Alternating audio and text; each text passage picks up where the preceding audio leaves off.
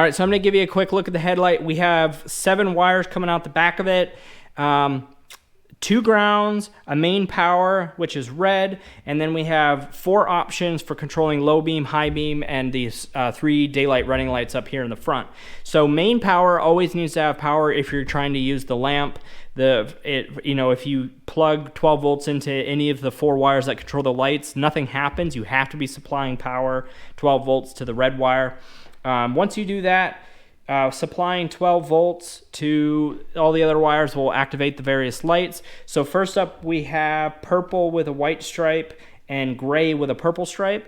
The purple wire turns on those 3 daylight running lights at a low intensity, and the gray wire with a purple stripe turns them on at a slightly higher density. My assumption is this is the difference between parking mode, where you lock the car and it turns the lights on at night, versus when you have the daylight running lights on or the headlights on when you're running down the road and the car's on. Just a guess though.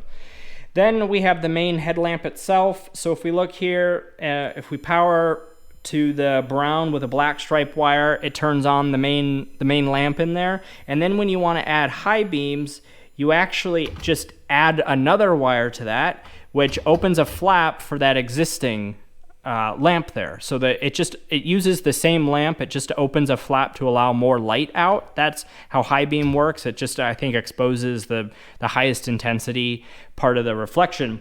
So you have a couple different ways you can wire this up. If you're doing your own race car and you're doing all custom wiring like I am, you could do just a total of 2 channels, where one channel is supplying power to one of the daylight running light powers, the main power, and then low beams, and then you use a second channel to supply power to high beam.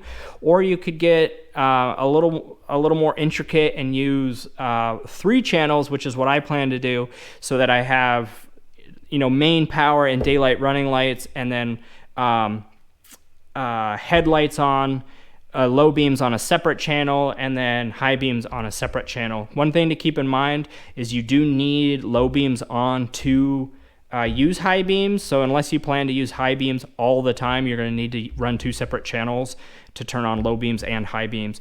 I'm planning to run 3 channels because I want the car, whenever I'm out on track, to have those 3 lights on, because I like the way they look and I want to be able to have them on during the day, but I don't want to always be running around with headlights on. So the car will use those when the car's running, and then I'll be able to flip a switch to turn the low beams on, flip another switch to turn the high beams on. Let me know if you have any questions.